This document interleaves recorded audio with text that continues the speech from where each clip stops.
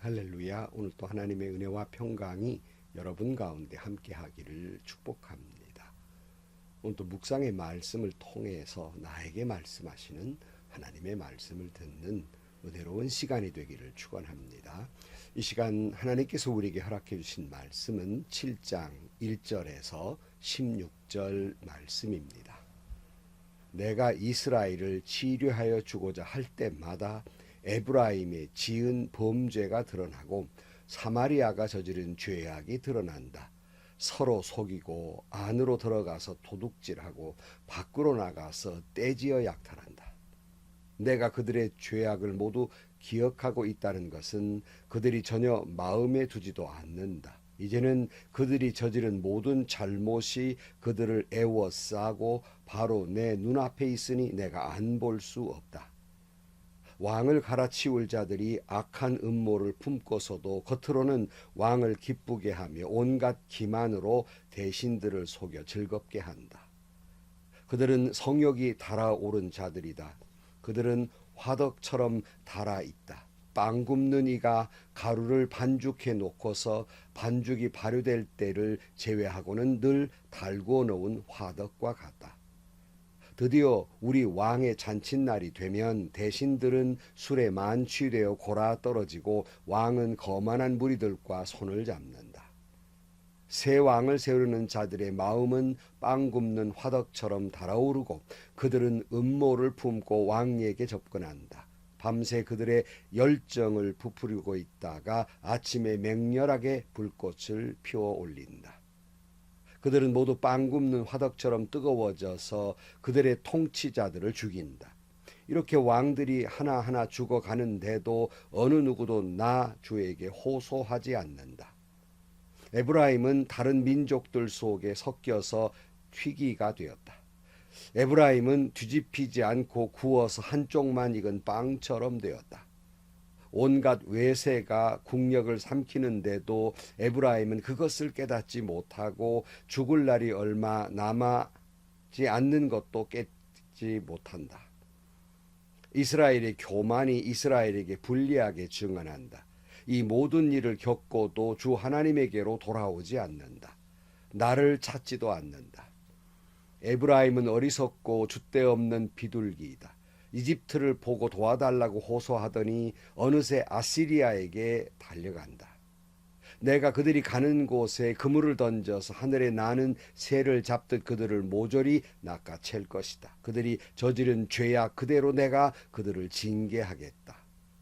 나를 떠나서 그릇된 길로 간 자들은 반드시 망한다. 나를 거역한 자들은 패망할 것이다. 건져주고 싶어도 나에게 하는 말마다 거짓말투성이이다. 그들이 나에게 부르짖으나 거기에 진실이 없다. 오히려 침상에 엎드려 통곡한다. 곡식과 포도주를 달라고 빌 때에도 몸을 찢어 상처를 내면서 빌고 있으니 이것은 나를 거역하는 짓이다. 그들의 두 팔을 힘있게 기른 것은 나였지만 그들은 나를 해치고 음모를 꾸몄다.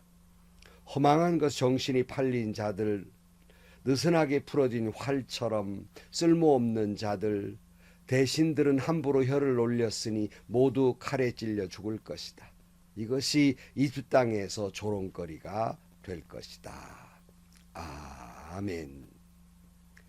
이렇게 전도를 하거나 교회 잘 나오지 않는 분들에게 교회 나오기를 권하면 여러 가지 그 이유를 말하는 것 가운데서 하나가 뭐냐면, 목사님, 교회를 나가면 왜 목사님들은 자꾸 그렇게 죄인이라고 합니까? 내가 왜 죄인입니까? 나는 우리나라 교통신호 하나도 어긴 적이 없는 내가 죄가 없는데 자꾸 교회만 가면 죄인 그러니 듣기가 싫고, 또 내가 그 교회에 나가면 좀 위로 좀 받으려고 나가는데 자꾸 그렇게 죄인이라고 혼내는 설교만 하니 마음이 너무 부담스러워서 교회에 못 나가겠습니다 하는 말씀을 하시는 분들이 있어요.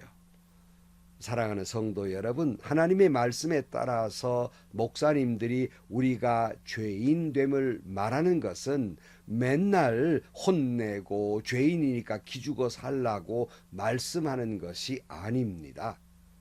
하나님의 의도처럼 죄를 깨닫고 용서를 받아 우리의 죄의 짐을 훨훨 벗어버리고 죄책감에서 다 벗어버리고 더욱 기쁨과 평안과 행복을 주시기 위해서 죄를 말씀하고 있는 것입니다.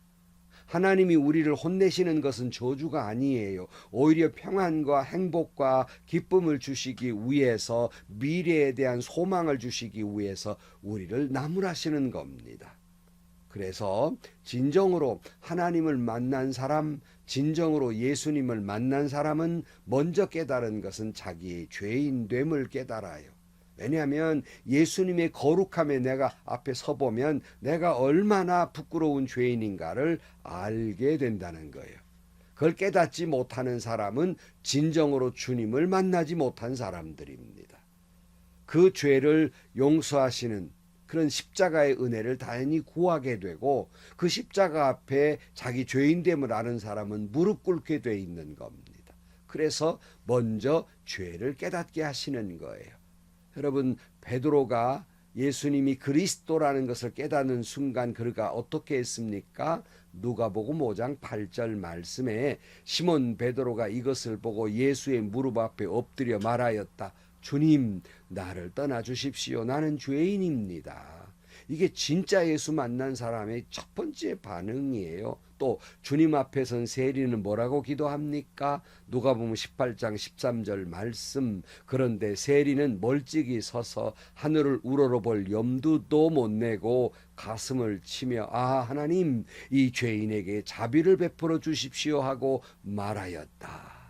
정말 하나님을 만난 사람은 자기의 죄인됨을 깨닫게 돼 있는 겁니다. 남의 죄를 깨닫는 게 아니라 내 죄를 깨닫게 된다는 말씀입니다. 세상은 상대방의 잘못을 낱낱이 파헤쳐서 창피를 주고 다시는 못 일어 집 밟아버리려고 하지만은, 그러나 하나님은 우리의 죄를 낱낱이 밝히시는 것은 죄를 깨닫고 죄 용서함 받기 위해 주님의 십자가를 찾게 하시고, 그러므로 비로소 죄 용서함을 받고 진정한 평안과 기쁨과 그리고 영원한 생명을 얻게 하시기 위해서 우리에게 죄인됨을 말씀하고 있는 겁니다. 지난 시간에 말씀드렸죠. 진정한 하나님의 정의는 용서와 그리고 화해와 그리고 사랑입니다. 이것이 예수님이 말하는, 하나님이 말하는 정의입니다.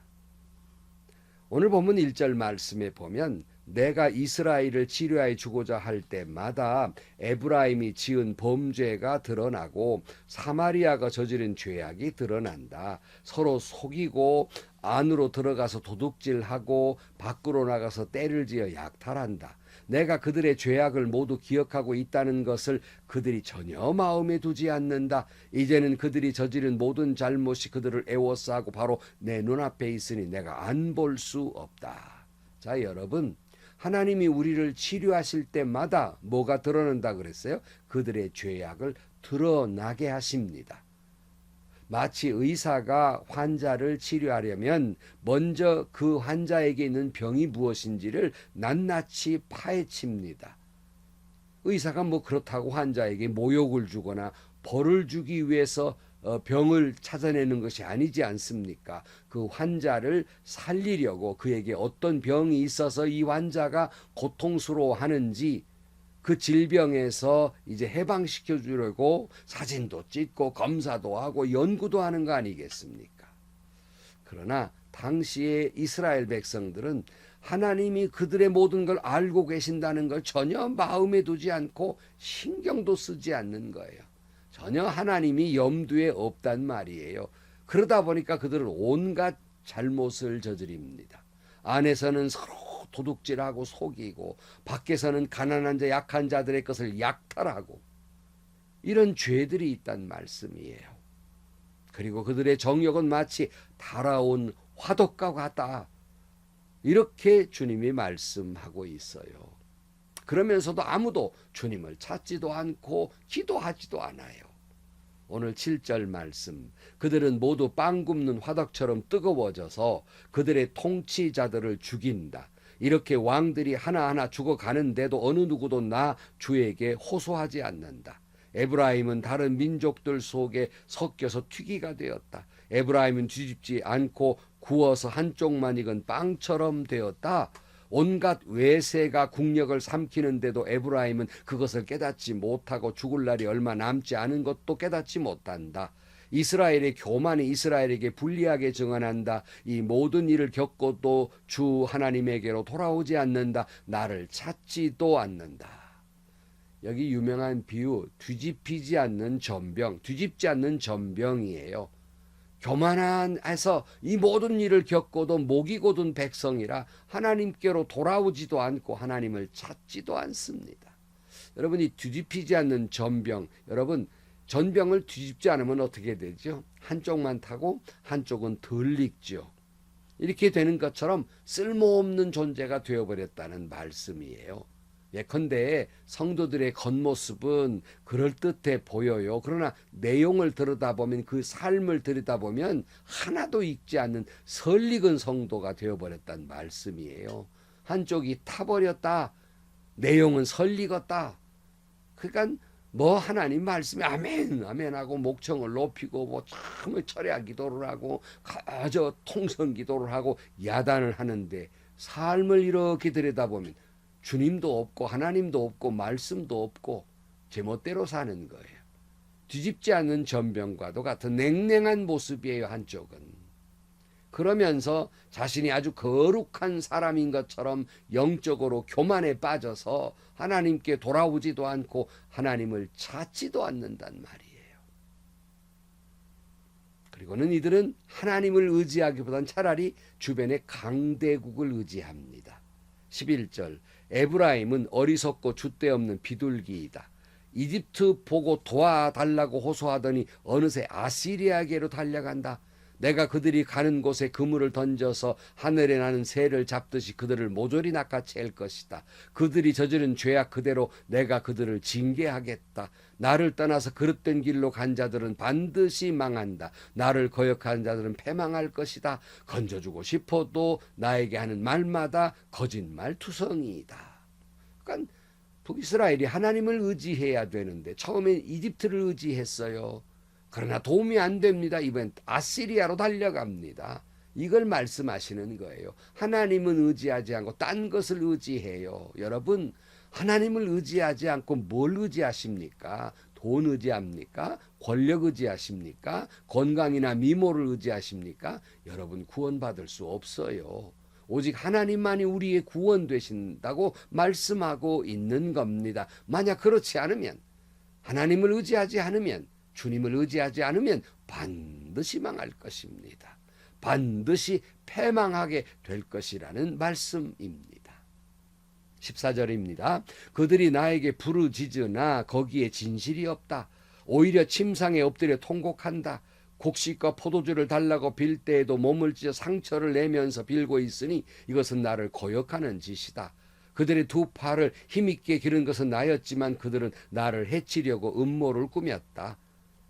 허망한 것 정신이 팔린 자들, 느슨하게 풀어진 활처럼 쓸모없는 자들, 대신들은 함부로 혀를 올렸으니 모두 칼에 찔려 죽을 것이다. 이것이 이주 땅에서 조롱거리가 될 것이다. 이들이 부르짖기는 해요. 근데 그 속에는 진실이 없어요.